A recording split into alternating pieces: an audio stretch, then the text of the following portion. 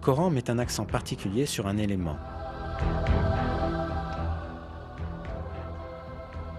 Le fer. Dans la sourate Al-Hadid, signifiant le fer, on apprend ce qui suit.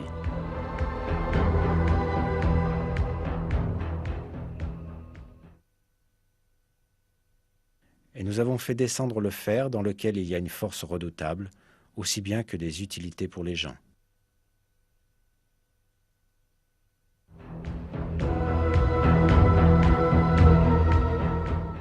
On peut penser que le mot « azalna », traduit par « nous avons fait descendre » et utilisé pour le fer dans le verset, puisse avoir un sens métaphorique pour expliquer que le fer a été accordé pour le bénéfice des hommes.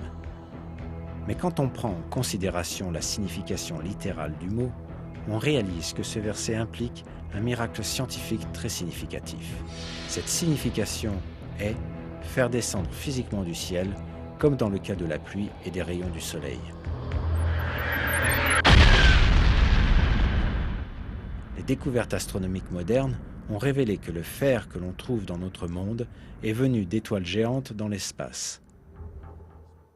Le fer sur Terre, mais aussi le fer dans le système solaire en entier, viennent de l'espace, puisque la température du Soleil est inadéquate pour la formation du fer.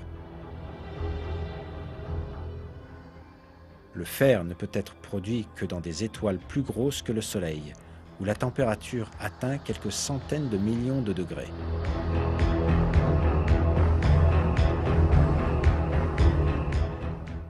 Quand la quantité de fer excède un certain niveau dans une étoile, celle-ci ne peut plus s'en accommoder et elle finit par exploser en ce qu'on appelle une nova ou supernova.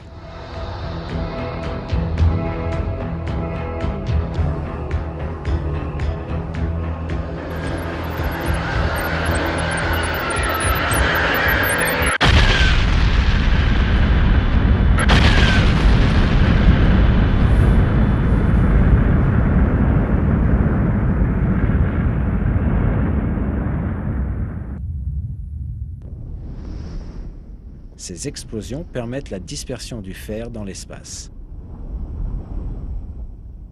Tout le fer présent sur Terre provient de l'espace lointain grâce à ce mécanisme.